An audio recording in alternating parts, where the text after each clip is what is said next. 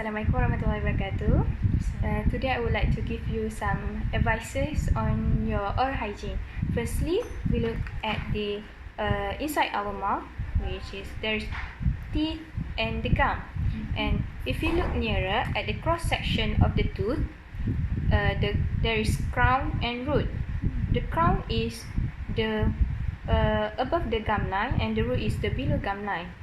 The crown is the one that we see, which has enamel, which is the outermost layer, and the hardest one, followed by the dentin, which has abundance of collagen, and the innermost layer is the pulp that has blood vessel and nerves.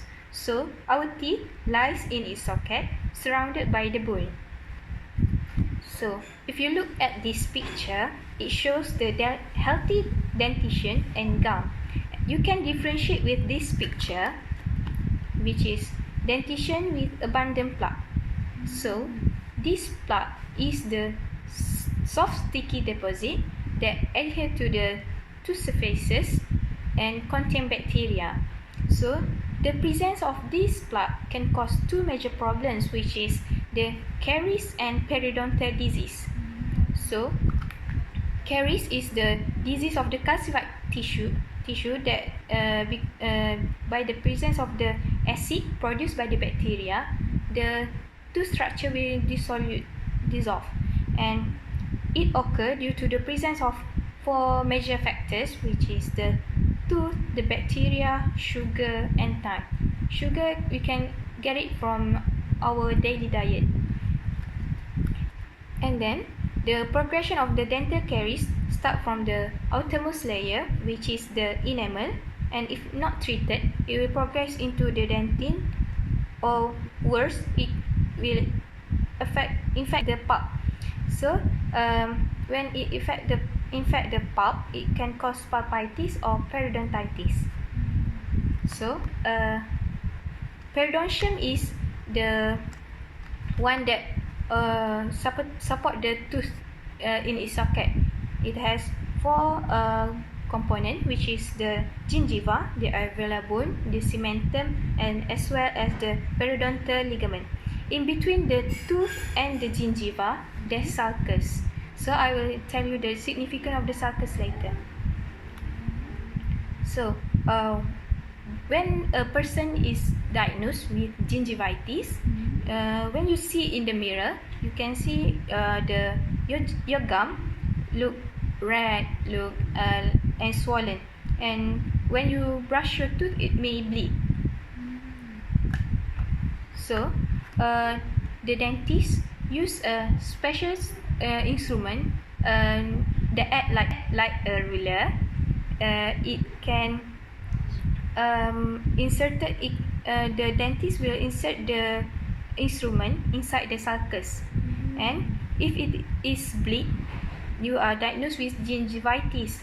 And when the sulcus, when the instrument goes deeper, which is more than 3 mm, the pocket is actually deep. So and the sulcus is deep, so it's not considered a sulcus anymore, it is a pocket.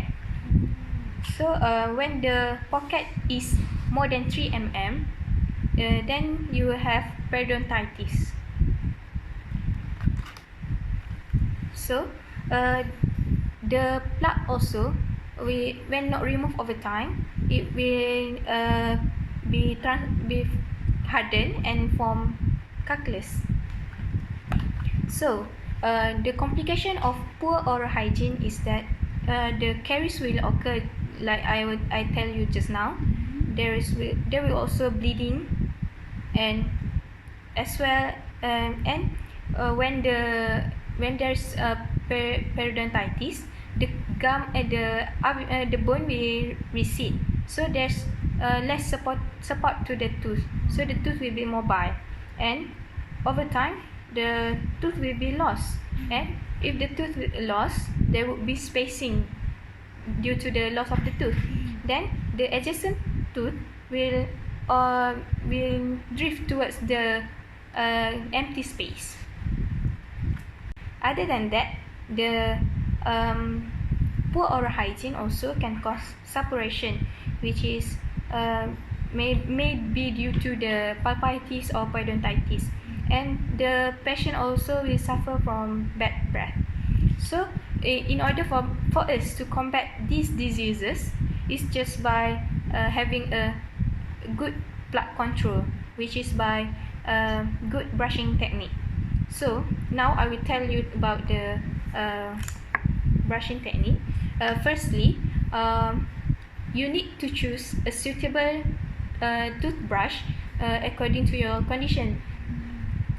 For example, you need to choose a soft bristle toothbrush with a thin bristle, like now available in the market as thin as 0.01 mm. But head of the toothbrush, choose the small head so that it can reach the back of the tooth, back area of the your mouth. And then for the handle, choose the longer one so that you can hold it well. And then if you brush your teeth, we recommend you to start with the most posterior teeth. Start with the most back teeth on the right side, move to forward, and until you reach the back of the left side. And then you need to angulate your toothbrush so that it will be inside the sulcus, because sulcus is the place where the plaque can accumulate and can cause the gingivitis and further be transformed to periodontitis. So you need to brush from the gum towards the edge of the tooth, and don't forget also to brush at the inner side of the of your tooth, and as well as the biting surfaces. And don't also forget to brush your tongue, because tongue is the place where there's abundance of bacteria, and the plaque also can accumulate in between your teeth. So